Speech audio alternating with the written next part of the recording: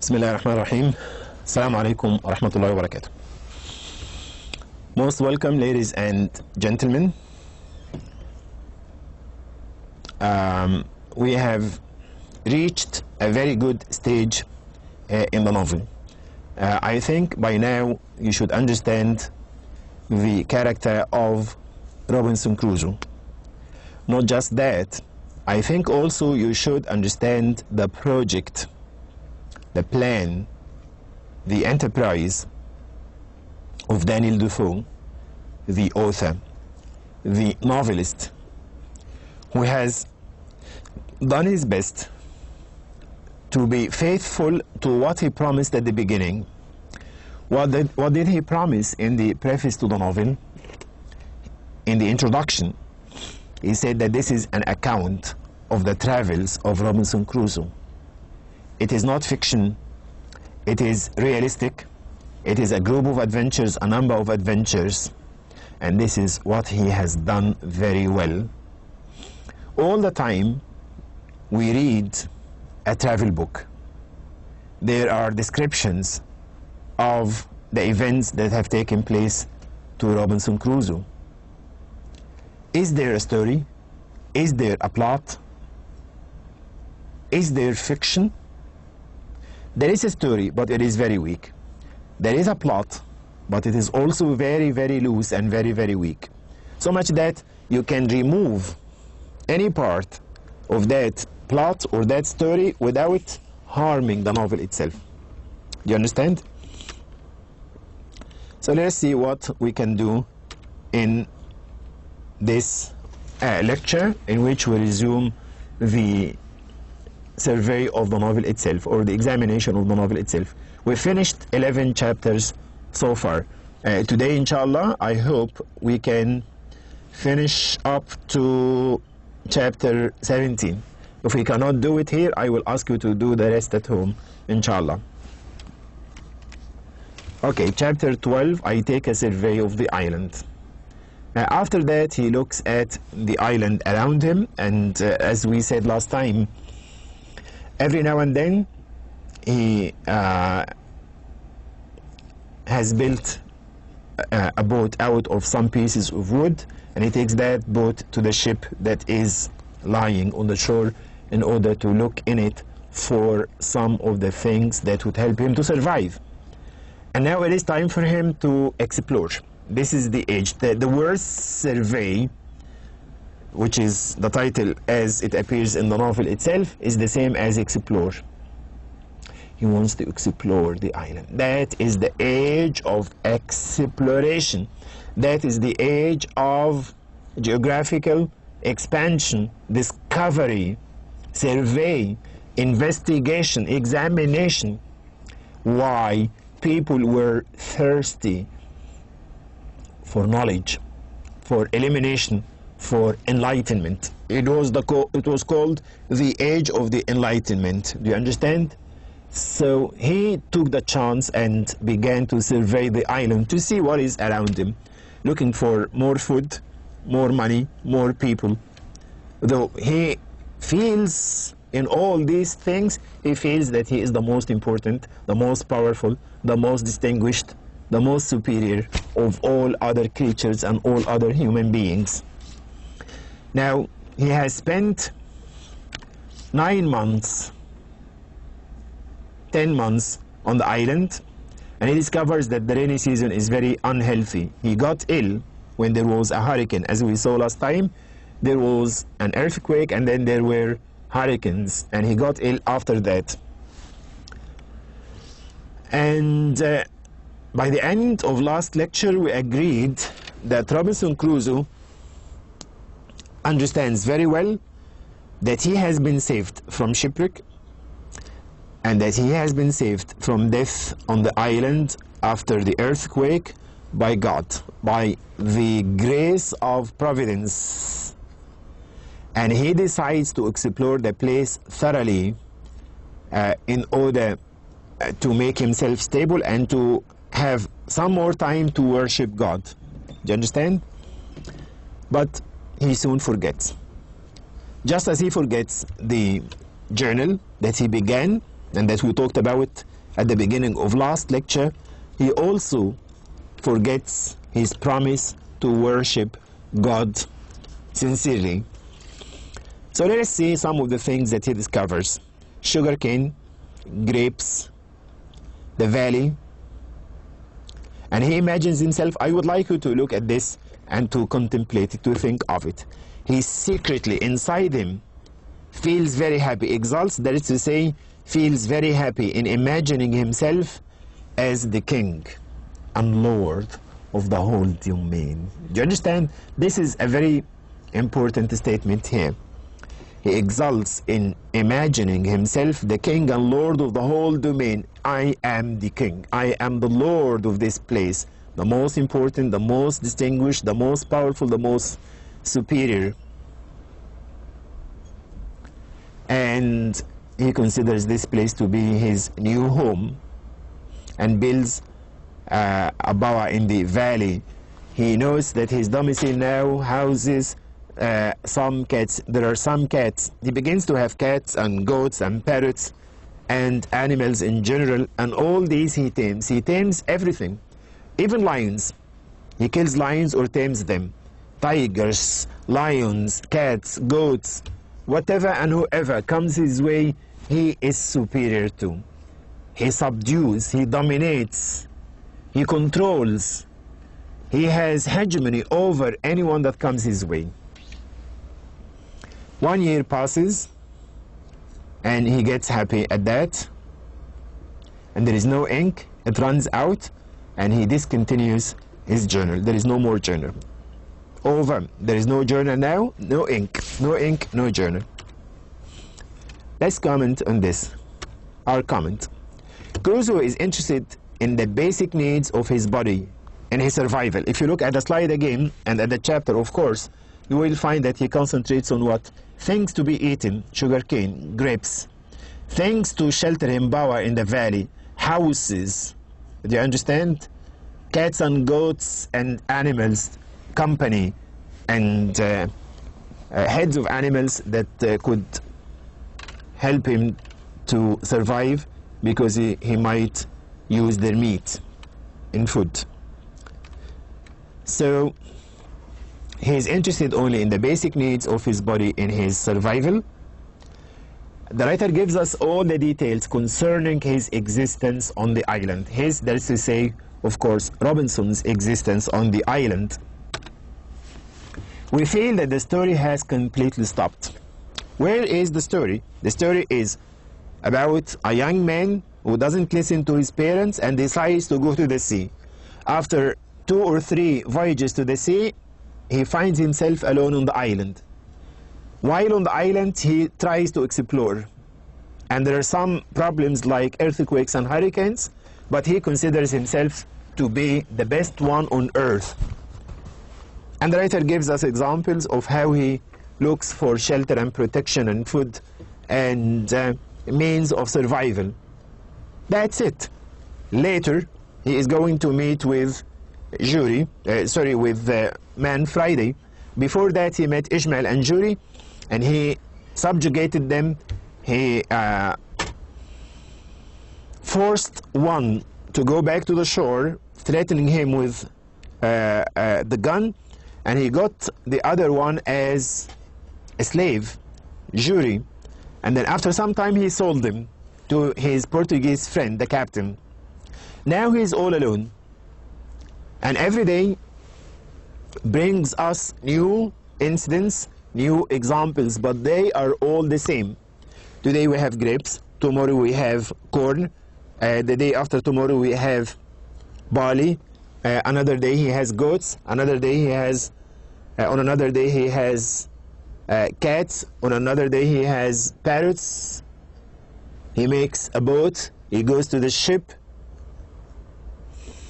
he falls ill, he prays to God, he forgets. So it is all about he. It is all about Robinson Crusoe, not about any other character. Even if we have other characters later, they will be in the margin. Robinson Crusoe, the giant, the greatest of characters, according to the writer. Do you understand?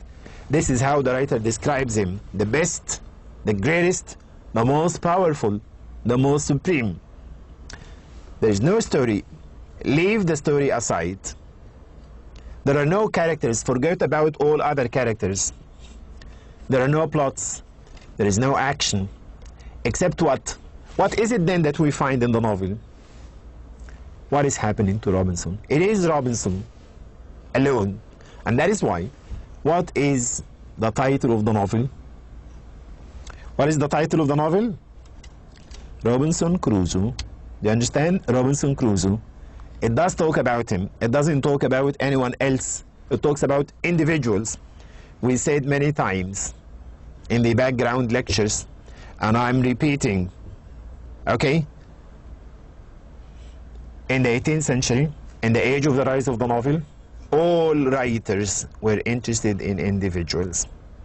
If you look at the books that were written at that time, all books that were written at that time almost carried the names of what? Single persons, individuals, starting even from the days of Shakespeare. Othello, Hamlet, King Lear, Julius Caesar, Macbeth, Antony and Cleopatra, Romeo and Juliet, and then later Oliver Twist, Daniel Deronda, Adam Bede. Do you understand? Robinson Crusoe, Gulliver's Travels, Roxana. Individuals. So everything else stops, and this is all about Robinson himself. Verisimilitude. Daniel Defoe tried as much as possible to achieve verisimilitude by giving us all these day-to-day events and details. He thought that this is realistic, that this will take him away from the accusation that this is a novel. But he did that too well.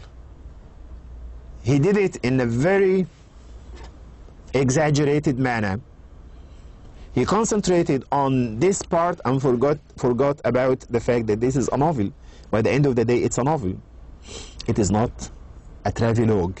It is not a travel book. This is what he kept saying in order to avoid censorship. But it is a novel. There is a story. There is a plot. There are characters. It is imaginary. I guess it never happened. It could have happened. But I guess it is very difficult for us to imagine one person staying 28 years alone on the island. You know, scientists and scholars say that if you stay alone for more than a week, you could go mad. It can't be. It's so difficult, actually. Think of it this way. You will find that it is so difficult for you to stay alone on the island. You don't stay in your room. You don't stay in your house. You don't stay in Riyadh or Jeddah or Hassa. You stay on the island, facing dangers, facing savages and cannibals and death and earthquakes and hurricanes all the time. And nevertheless, he's happy.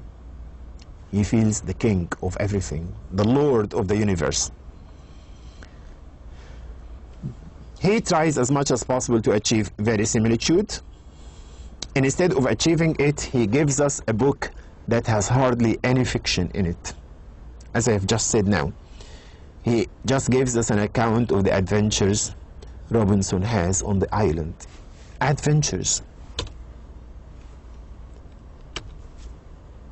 This means that the novel fails to impress us with its verisimilitude. Because, as I explained when I talked about verisimilitude for the first time, verisimilitude means reality as it can be.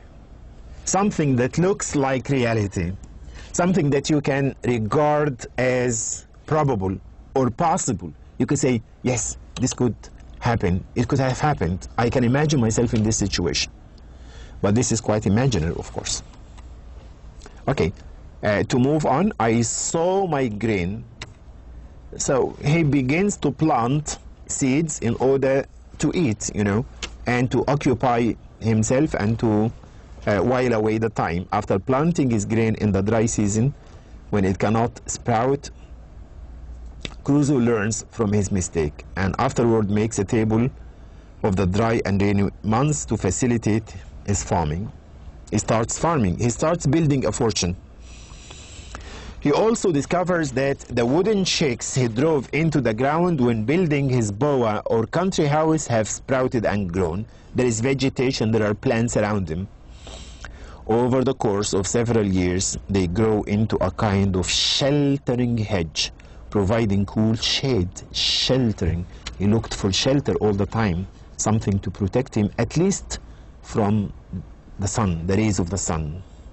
He teaches himself to make baskets, you know.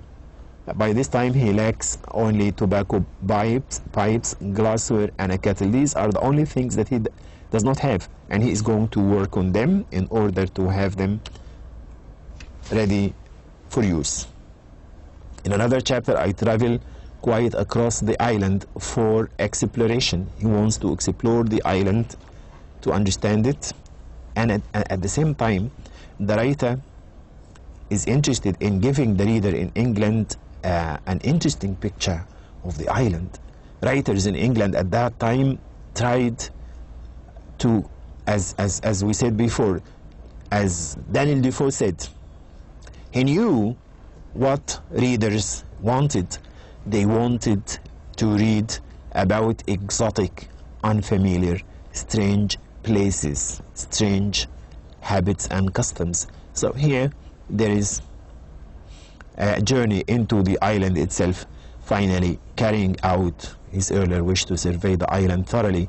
Crusoe proceeds to the western end, where he finds he can make out land in the distance. He concludes, he travels, notice, to the western end. He concludes it belongs to Spanish America.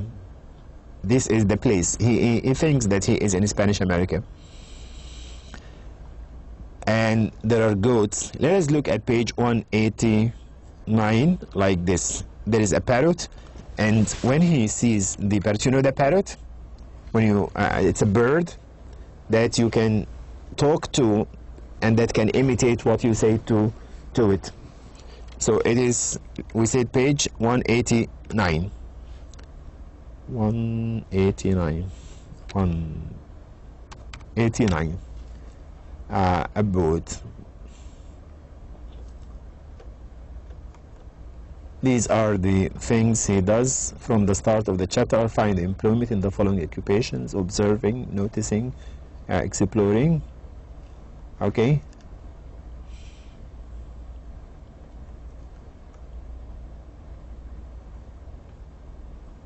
Yes, I would like to concentrate actually on the idea of the parrot that he finds out of his explorations. Yes, but this is quite late in the novel.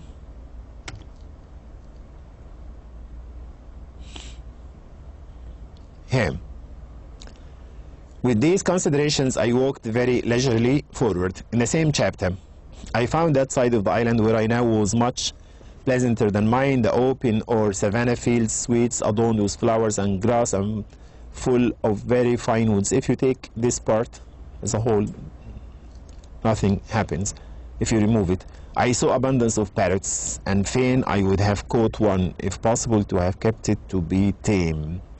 So even the parrot, because it talks, you know, makes a problem for him, represents a problem. He wants to tame. I want to tame that parrot. It talks, so it has to talk my language. Do you understand? I taught it to speak to me. Do you understand? And I did. The parrot does what? It talks. It imitates what you say. So once he sees the parrot, he decides at once, immediately, to make it talk to him about him. Do you understand? And he gives it a name. I did, after some painstaking, catch a young parrot, for I knocked it down with a stick, and having recovered it, I brought it home, but it was some years before I could make him speak. It took him some time. However, at last I taught him to call me by name very familiarly. Notice that later, when a black man comes on the island and Robinson sees him, he decides at once also to do the same, to teach him to speak to him and to call him by his name. Now, he decides that the parrot should call him Robinson, but with that other creature, the human being who will come to the island, he will teach him to say master, not Robinson. We will see that. But the accent that followed, though it be a trifle, will be very diverting in its place. There is something else that I want to talk to you about, not the parrot, but another thing.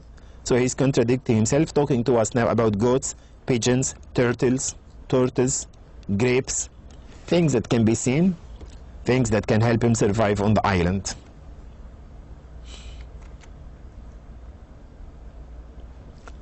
He discovers a penguin colony. He takes a goat kid as a pet, keeping it in his boa, where it nearly starves until Crusoe remembers it. By this point, Crusoe has been on the island 2 years. 2 years pass.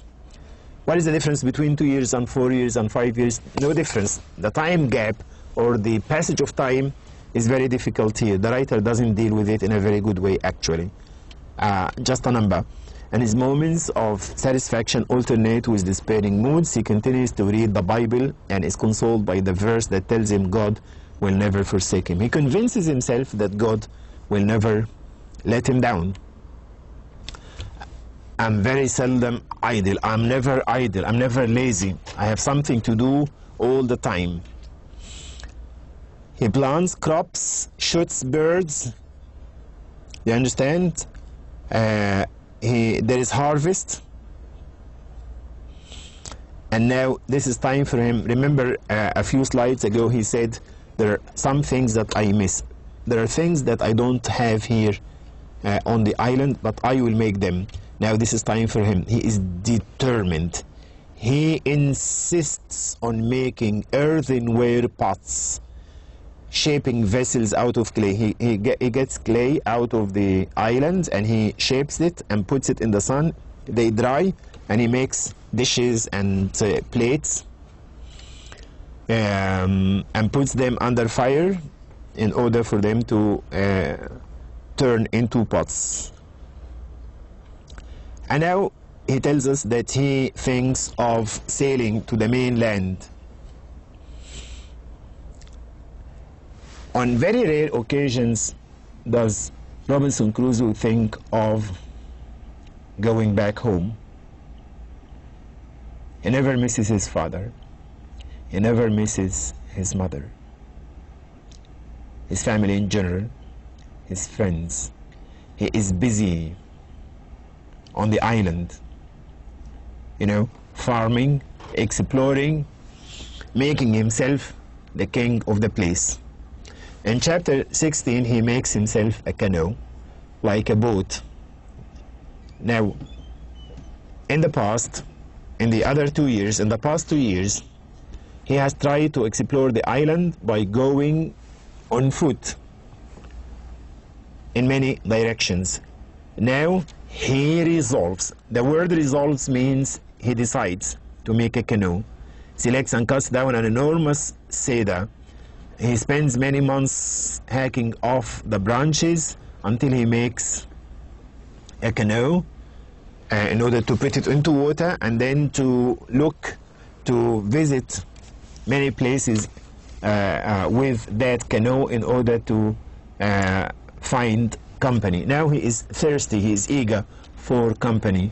He feels gratitude, imagining how much worse off he could be. At the end of the chapter, he thinks of his affairs and he is happy that he is alive. He reflects on several calendar coincidences that he finds remarkable. He left his family on the same day he was enslaved by the Moor. These are very interesting things that you could read at home. He left his family on the same day he was enslaved by the Moor. For example, he left his family in the middle of October, right? This year. In the middle of October, the following year, he was enslaved by the Moor. What does that mean? It means that because he left his family, he is a prisoner in the land of the Moors. And he escaped from the ship near Yarmouth on the same day that he escaped from Salem. And he was born on the same day he was cast ashore on the island. These are what? Coincidences, you know? We explained coincidences before. We said that coincidences are disadvantages in the novel of the 18th century because they are against logic, they are against reason, they are just there. Crusoe undertakes to make himself some new clothing out of animal skins, and he also constructs an umbrella. Is there anything that he has not done? He makes himself an umbrella, he makes a house, he makes a boat, he makes even grease, he makes candles out of the grease of goats. He hears a voice say his name repeatedly on his return, asking where he has been, and Crusoe discovers that it is his parrot, Paul. So what is the name of the parrot? It is Paul. Now the parrot repeats his name, the name that Crusoe has given to the parrot. You understand? Chapter 17. I improve myself in the mechanic exercises. Every day he tries to learn something, to educate himself, to know more. Weary of sea journeys, he has taken the canoe to the sea many times in order to see or to discover new people, but there are no people at all. And he gets bored. So he stays in his new home for a whole year, missing nothing but human contact. Now he needs contact with human beings. Okay? And the writer talks about the sheep, the goats, milking them, having milk and cheese and butter. I would like you to look at the last lines, the last 3 lines. He is pleased at his absolute command over all subjects of his island kingdom. He considers the island to be his kingdom, and he's very happy that he has that control, that absolute command, that absolute control over everything and everyone in the island. And he enjoys dining like a king, surrounded by his parrot, his senile dog, and his 2 cats. This is his kingdom, you know. A dog, a parrot, and 2 cats, and the whole island. He is the king of all these. Even the parrot repeats his name. He provides us with a brief inventory of his island holdings. This is the thing, these are the things that I possess. 2 plantations, 2 farms on the island. One of them is a castle, the other is a country seat. Grape arbor, fields under cultivation, and an enclosure for his cattle or goats. Lots of things, actually, quite an achievement. Let's comment on chapter 18, please. Chapter 17, I mean. He is pleased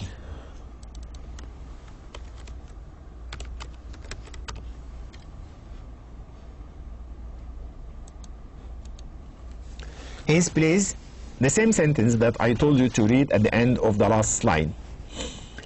He is pleased at his absolute command over all the subjects of his island kingdom and enjoys dining like a king, surrounded by his parrot, his senile dog, and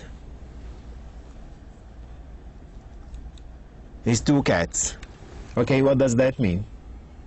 This is a nice introduction to Robinson Crusoe as a colonialist person, to Robinson's colonialist attitude.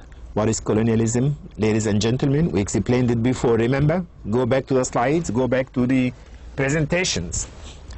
Colonialism means people from England or from whatever country invading India or Africa or Asia or any other country. Do you understand? This is colonialism.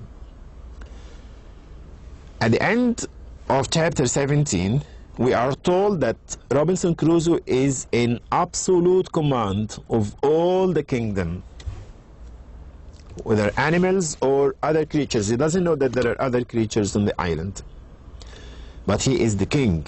He is the most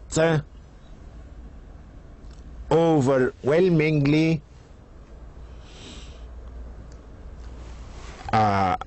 powerful person on the island. And in this light, the writer will very shortly introduce us to Robinson Crusoe getting in contact with real human beings. Now, after a while, he's going to get in contact with human beings. How will he deal with those human beings? As a king, you know, as very powerful, as very distinguished and very superior. He is not going to deal with other human beings as equal to him. He is in need of company. He is in need of other people.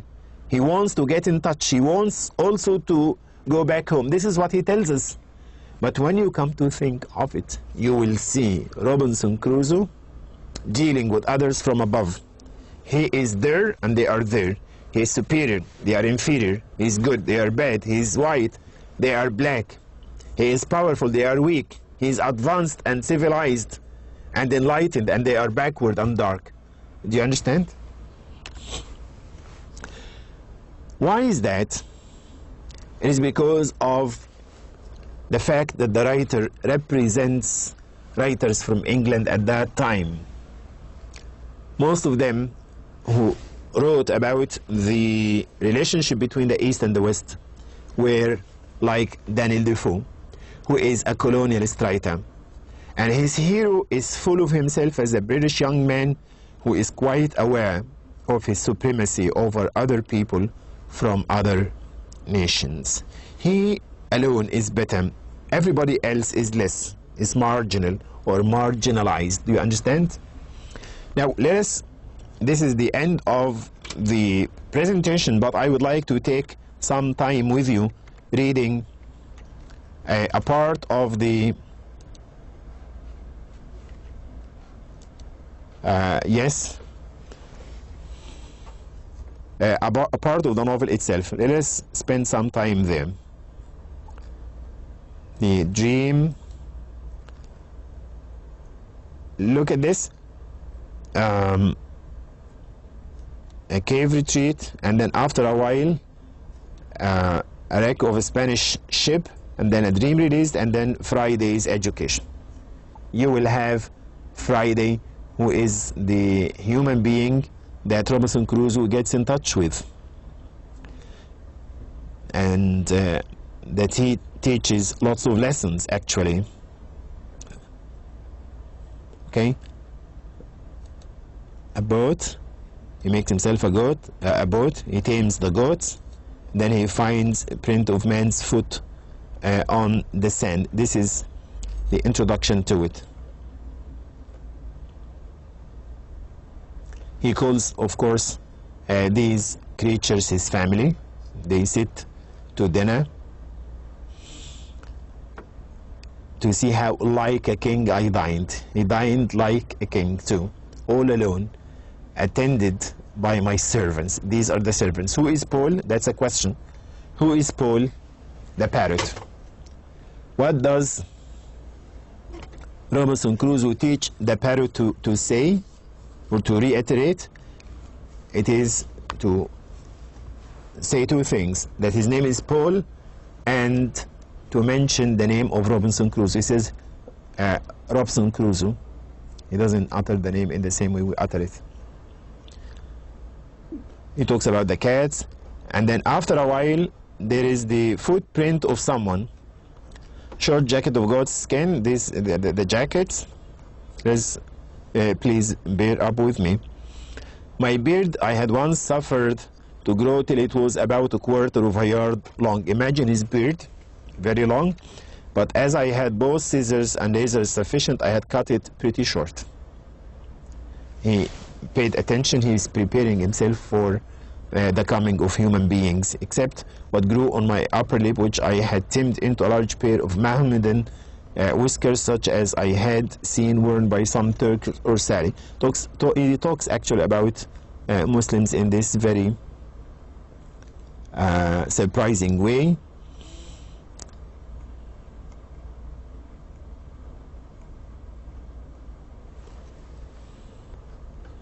And after a while,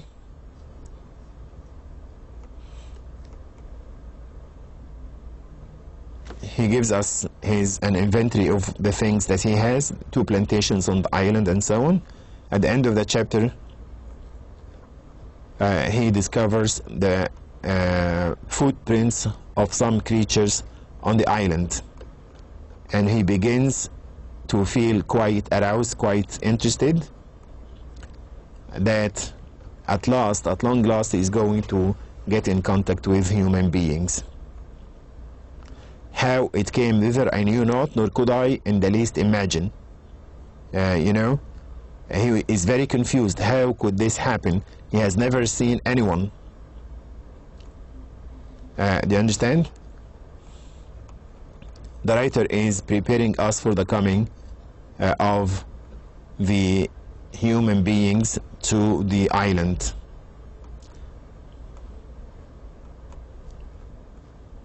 He forgets about religion, of course. Thus my fear banished all my religious hope, all that former confidence in God, which was founded upon such wonderful experience. Providence again, thinking of God, divinity, and so on.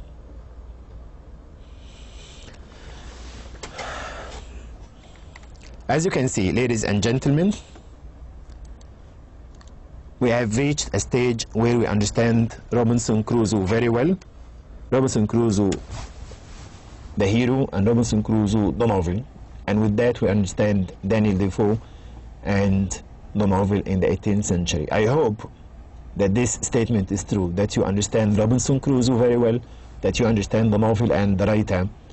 I repeat, it is not the job of the lecture to read all pages from the text. I want you at home to go through them, to read certain passages, or if you can read the book from cover to cover, this is excellent.